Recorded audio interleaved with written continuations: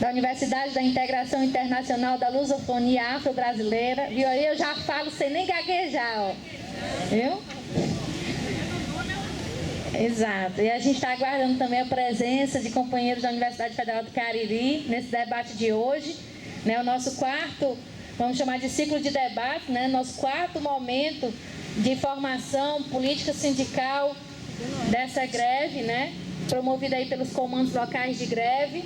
Então a gente faz o chamado aí a todo mundo para vir aqui para frente, para privilegiar, né, o nosso debatedor, o nosso palestrante, trazendo hoje aqui para o pátio da reitoria da UFC um tema extremamente atual e importante do ponto de vista político e econômico do nosso país, né?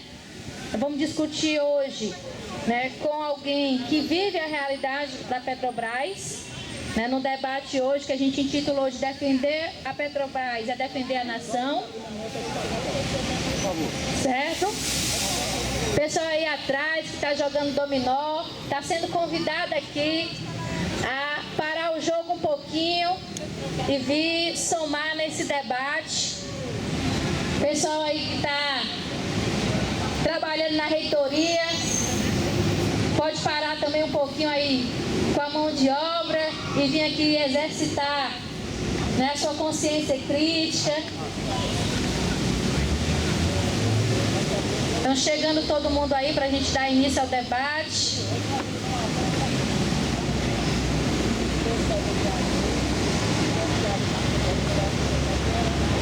Então assim, tá certo, só mais 5 minutinhos aqui, que vocês sabem que todos os nossos eventos, assim, assembleias e nossos debates, eles passam ao vivo, né? E posteriormente quem quiser pode assistir.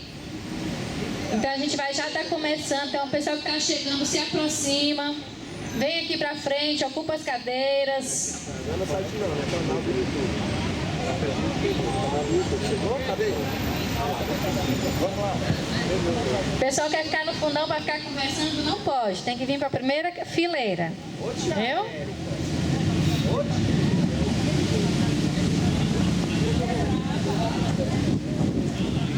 Se quiser conversar, utiliza o WhatsApp, que pelo menos não faz zoada.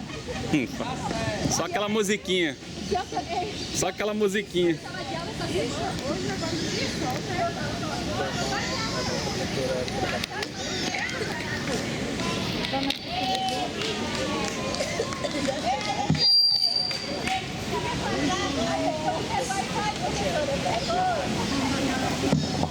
Os companheiros aí que chegaram da caravana, né?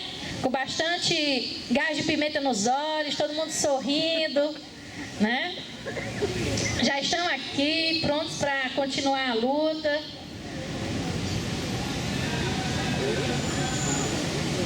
Ok, pode ser? Tá conectando? A gente vai logo compor na mesa, tudo bem? Pode ser? Beleza? Então, gente, olha, os trabalhos do debate de hoje vão ser coordenados por dois companheiros, um companheiro e uma companheira. Então, a gente gostaria de chamar aqui a mesa para estar coordenando essas atividades, né? O companheiro Paulinho, aqui da Universidade Federal do Ceará. Por favor, Paulinho, aqui para a mesa. E a companheira Rafaele, da Unilab, né, também aqui para coordenar os trabalhos de hoje. Então a gente pede uma salva de palmas ao compromisso desses dois companheiros que vão aqui estar hoje contribuindo, né, com a nossa atividade. E chamar a mesa também aqui, tá certo? O nosso palestrante, o nosso debatedor, explorem, né, essa figura. Chamar o companheiro Wagner Fernandes. O Wagner é da direção do Sindicato dos Petroleiros, né? É diretor do Sindipetro. E é muito importante que hoje a gente aproveite esse espaço para trabalhar a questão da unidade entre os sindicatos, da unidade entre os trabalhadores. Então que a gente possa fazer um bom debate na manhã de hoje aqui no pátio da reitoria da UFC. Então, bom dia a todos e todas, e a gente vai passar aqui a palavra para a Rafaele, para ela dar as coordenadas aí do nosso debate. Muito bom dia, O nosso palestrante, Wagner, ele vai ter 30 minutos para expor. Posteriormente, nós vamos abrir para o debate. Serão 10 intervenções de 3 minutos. Logo após, nós teremos mais 20 minutos para dar as considerações finais e nós teremos o encerramento. Então, eu vou passar agora a palavra para o nosso palestrante, Wagner.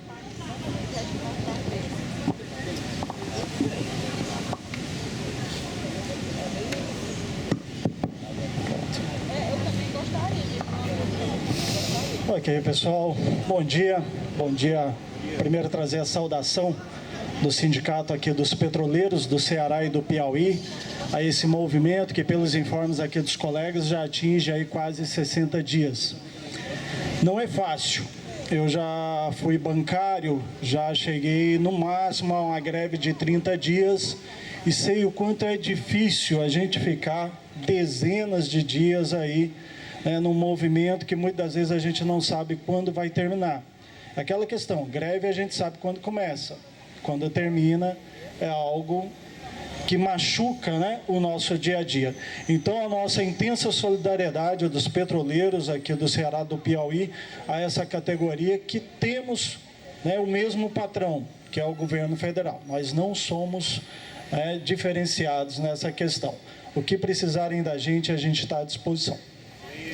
Bem, o tema de hoje eu gostaria de trabalhar mais num viés de uma conversa com a categoria, é a Petrobras. E quando se fala de Petrobras, não se fala somente de uma empresa, não se fala somente de uma fábrica, de uma indústria. Petrobras, ela representa não somente o patrimônio nacional, Às vezes a gente pensa, puxa, a Petrobras, orgulho, a nossa maior empresa. Não, ela representa muito mais do que isso. A Petrobras, ela nasce como um amplo movimento nacional do povo brasileiro frente ao imperialismo norte-americano. Hoje em dia é meio difícil, Às vezes a gente vê aí no Facebook, principalmente a juventude atual, falar essas palavras, imperialismo, colonialismo, isso é coisa do passado, isso é os dinossauros que dizem isso, Mas sabemos que a Petrobras, fundada lá pelos antigos companheiros do movimento Petróleo é Nosso, ela só nasceu porque o povo brasileiro teve coragem de enfrentar o imperialismo norte-americano e falar que no Brasil tinha petróleo. Não, na época, lá na época ainda do Monteiro Lobato, que foi um dos grandes defensores do nascimento da Petrobras, não se tinha noção de que no Brasil poderia ter petróleo. E todos os geólogos da época, ligados ao imperialismo norte-americano, falavam que era impossível ter petróleo no Brasil, e principalmente aonde nasceu, que foi na Bahia. Hoje, nós temos o campo de exploração de Lobato, em homenagem ao Monteiro Lobato, que foi onde saiu a primeira gota de petróleo do Brasil. Por que o imperialismo era contra isso, apesar de saber que existia petróleo? Porque petróleo é estratégico. E essa discussão se faz presente hoje. Obrigado, colega. Essa discussão se faz presente hoje. Um país que não tem petróleo é um país que está completamente dependente de quem tem. Dependente economicamente, politicamente, militarmente. Basta ver aí, é importante dizer isso, porque não é só uma questão política, são um tripé, É político, financeiro e militar. Sem esse tripé você não governa um país. Ou seja, estrategicamente, quem domina o petróleo hoje, domina o restante do mundo. Por isso, desde lá do nascimento da Petrobras até os dias atuais, nunca deixou de ser um assunto estratégico. Isso é importante ressaltar, por quê? O que a gente vê hoje na imprensa? Todo dia, você liga a televisão, escândalo na Petrobras. Roubaram dinheiro da Petrobras. Tem que privatizar a Petrobras. Petrobras é uma empresa ineficiente. Petrobras está cheia de marajá. Petrobras não representa mais o patrimônio nacional. É isso que a gente vê na imprensa. É isso que a mídia tenta passar para a população. E aí corre um risco enorme. Ela está conseguindo. Muitas das vezes a gente vê o trabalhador né, lá nas redes sociais, defendendo realmente tem que privatizar, porque se privatizar o preço da gasolina vai cair, a empresa vai ficar mais eficiente, vai ser regida pelas leis do mercado, vai ter concorrência. E nós sabemos que esse discurso é falso, muito falso. Nos últimos anos, há 10 anos atrás, a Petrobras descobriu, né, afirmou a descoberta, ela afirmou a descoberta de um processo que pode ser uma das nossas redenções nas próximas décadas, que é o pré-sal. O pré-sal, existe aí a possibilidade de extração de 3 trilhões de barris de petróleo. É muita coisa. É o que coloca o Brasil aí nos próximos 50 anos entre os 10 maiores produtores de petróleo do mundo. Ou seja, é uma independência estratégica do Brasil. Só que esse pré-sal não foi descoberto da noite para o dia. A Petrobras passou 30 anos pesquisando o pré-sal. Gastou cerca de 30 bilhões em pesquisa. Foi toda uma geração de geólogos que foram chamados de loucos para descobrir esse pré-sal. Rapidamente, o que é o pré-sal? Antigamente, o mundo, né, era um continente só. Era chamada Pangeia, né? Tudo fazia parte de um continente só. Ao pouco, esse continente foi se desmembrando, se descolando, as placas tectônicas, etc. e tal. Com esse deslocamento, a água do mar foi entrando ao pouco nas divisas, né, desses futuros continentes. Essa água salgada foi ao pouco depositando sal e protegendo a camada orgânica por debaixo. As plantas, os dinossauros, etc. e tal. E essa camada orgânica passou milhares de anos ali e se transformou depois em petróleo. Uma ideia simples, né? Mas os primeiros geólogos que pensaram nisso, na época, eles foram ridicularizados, foram chamados de loucos. Isso era impossível de ter acontecido. Aquela mesma história que falava que no Brasil não tinha petróleo, foi a mesma história utilizada há 30 anos atrás para ridicularizar esses geólogos. Eles passaram 30 anos pesquisando. A Petrobras passou 30 anos gastando dinheiro nosso, dinheiro do nosso patrimônio, para depois, há 10, 12 anos atrás, provar que o pré-sal existe, é um ótimo petróleo, são trilhões de barris e que ele pode estar a serviço do povo brasileiro. Ou seja, 10 anos atrás, então, o imperialismo ele começa, agora o negócio ficou sério. Se nós temos um país que já é rico em recursos naturais, que já é praticamente um continente, e agora eles vão ter uma autossuficiência do petróleo, isso preocupa muito. Precisamos, paulatinamente, destruir essa ideia de autossuficiência do Brasil. E esses primeiros anos também são marcados por uma mudança política no Brasil. Nós tínhamos até então um governo fascista, famigerado, que atacava diretamente a classe trabalhadora, que foi o governo FHC. O governo FHC, durante os seus anos, né, quem lembra aí de uma cena da plataforma da Petrobras afundando, literalmente com vários companheiros sendo assassinados, porque eles não foram mortos, eles foram assassinados.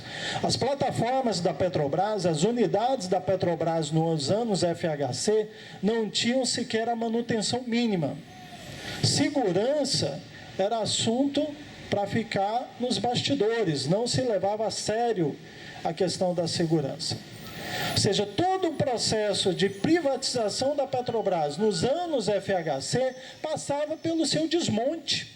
Era preciso desmontar a Petrobras, deixando-a abandonada. Era preciso jogar as plataformas no mar, deixar elas afundarem. E pouco importava se naquele meio ia trabalhador junto. Nós enterramos os anos FHC. A greve de 95 dos petroleiros, e quem for mais antigo aí deve se lembrar um pouquinho, eu me lembro, eu estava na época no Exército, E fiz campanha dentro dos quartéis contra a ocupação da refinaria. Já era petroleiro naquela época de coração, né? Os petroleiros, em 95, enterraram a política de privatização do governo FHC.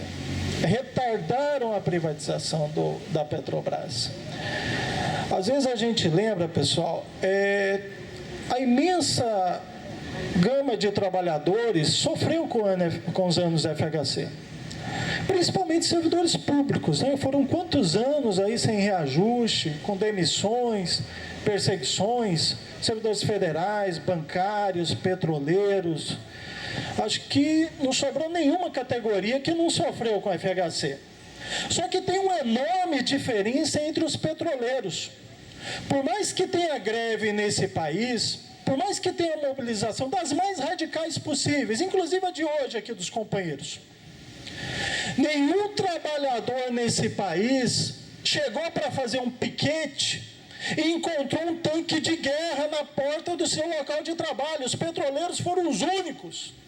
Os petroleiros foram a única categoria desse país que enfrentou o exército quando o FHC governou.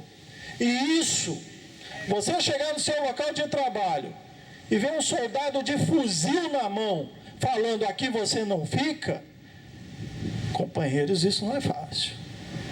Foi uma greve de 30 dias, onde vários foram demitidos, perseguidos, onde tivemos um companheiro aqui, por exemplo, na greve do Ceará, que 20 dias após ele faleceu dentro da unidade. Teve um infarto. Será por que ele teve esse infarto? Foi assim, do nada? Pode até se falar, né? Não, infartou. Não, foi porque ele permaneceu dezenas de dias na greve, porque enfrentou, teve toda essa desilusão dos companheiros. Então, essa categoria dos petroleiros, ela vai ter um ódio mortal ao governo FHC. E isso é fundamental para a gente poder compreender a atual etapa de defesa da Petrobras. Terminado o governo Fernando Henrique Cardoso, nós temos uma mudança política na gestão do país. Nós temos aí o governo Lula, né, e depois o governo Dilma. O governo Lula, ele dá um avanço na questão da Petrobras, porque é interessante os setores do Brasil, os setores inclusive da própria burguesia, que a gente pegue a Petrobras e comece a transformar numa empresa voltada para a nossa economia. Só para a questão de funcionários, nós saímos de 30 mil petroleiros para 80 mil. Ou seja, hoje a maior parte dos petroleiros da Petrobras são de funcionários com menos de 10 anos. É uma mudança drástica.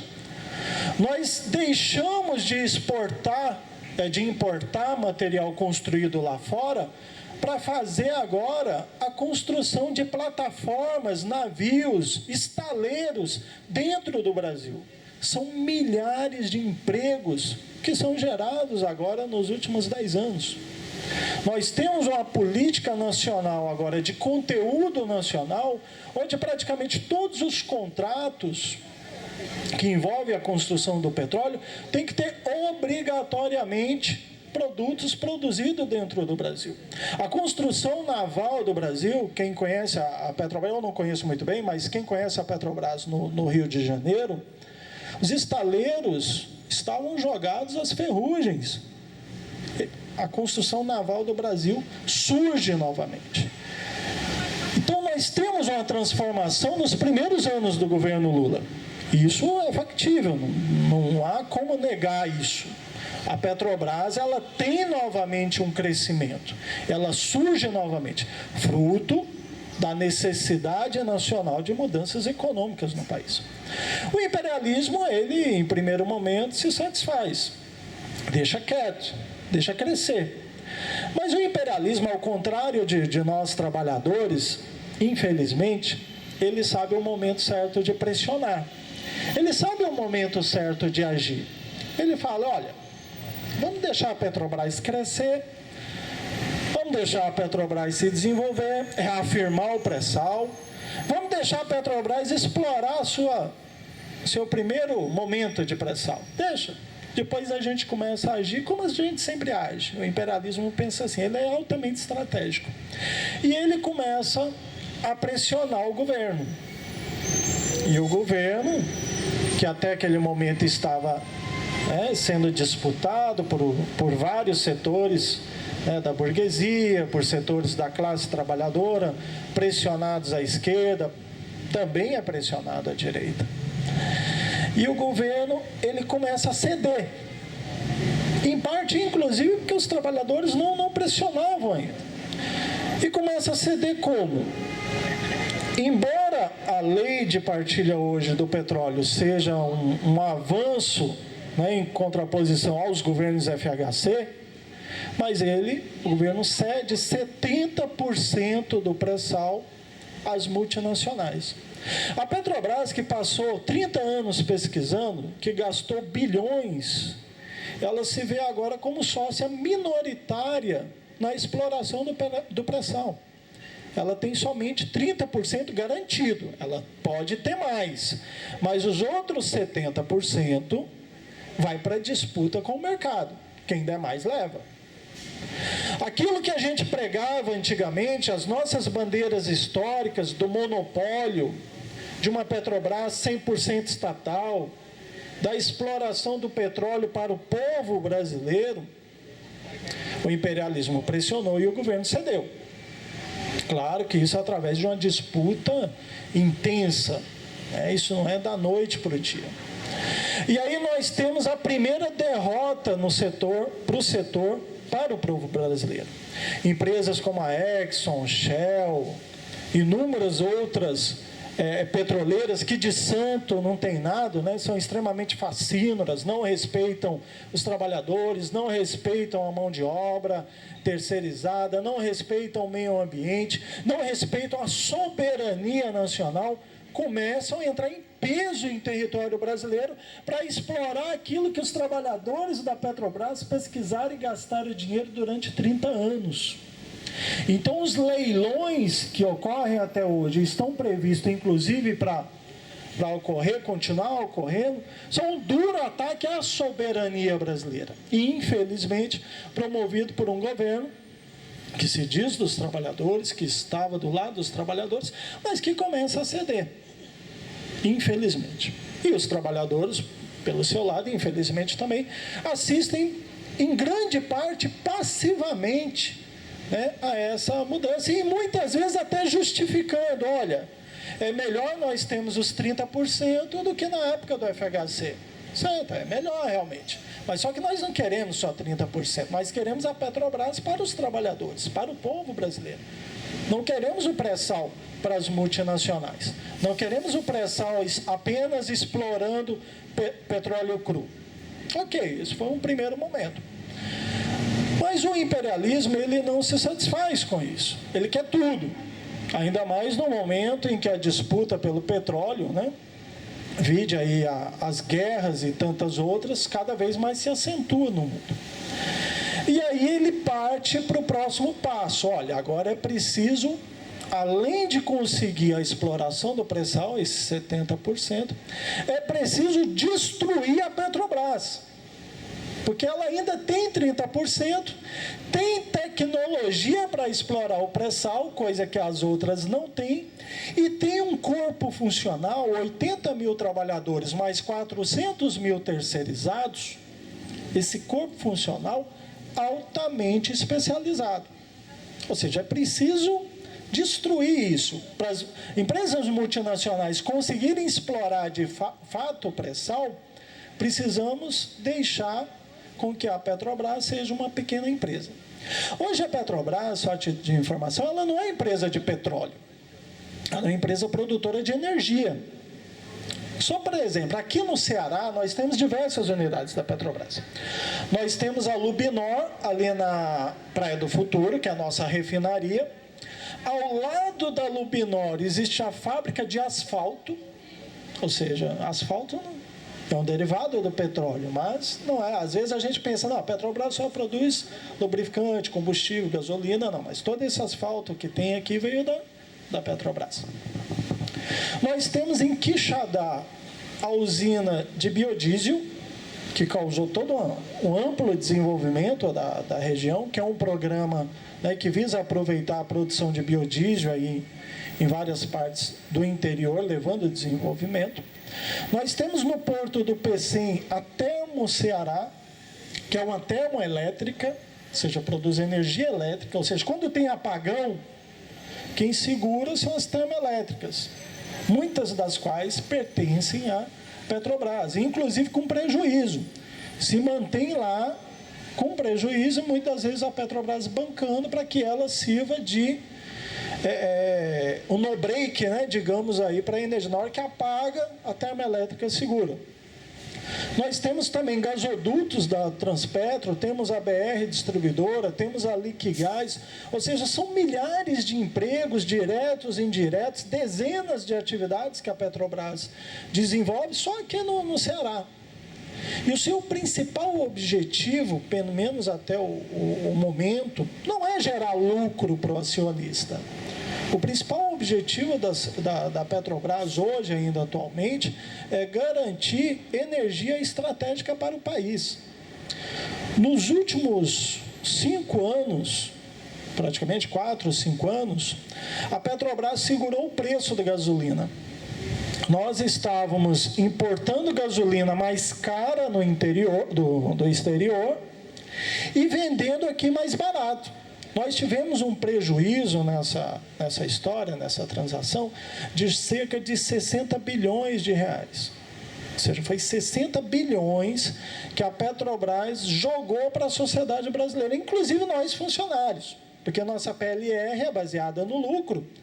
Como esses 60 bilhões foi pago em combustível mais caro e vendido mais barato aqui, nossa PLR foi menor. Então, em virtude disso, nós tivemos uma PLR cerca de 70% menor, em virtude de manter um preço mais baixo. Isso para quê? Nós sabemos que quando há aumento de combustível, tudo aumenta, a inflação aumenta, etc. Está errado a Petrobras fazer isso, pessoal? De jeito nenhum. É isso que é estratégico. Quando você tem uma empresa estratégica como o Banco do Brasil, como o Petrobras, Banco do Brasil, se os bancos privados aumentam os juros, o que o Banco do Brasil deve fazer? Reduz os juros para forçar os bancos privados a reduzir também. A Caixa Econômica Federal, qual a função principal dela hoje? Garantir o crédito habitacional. Vai no Bradesco para tu ver, vai no Itaú para tu ver, se não existisse a Caixa Econômica Federal, que os juros são altos, sim, mas se fosse na mão da iniciativa privada, seria terrível. Então, a Petrobras, estrategicamente, ela cumpre essa função de garantir combustíveis mais baratos, mais acessíveis para a população. Mas aí, voltando, o imperialismo não quer isso, né? Ele joga a todo momento contra a Petrobras. E aí agora ele começa a financiar um desmonte da Petrobras por dois viés. O projeto de lei do tucano José Serra, que prevê acabar com os 30% de exploração da Petrobras no pré-sal. Se a Petrobras já tinha pouco, os tucanos agora querem acabar com tudo.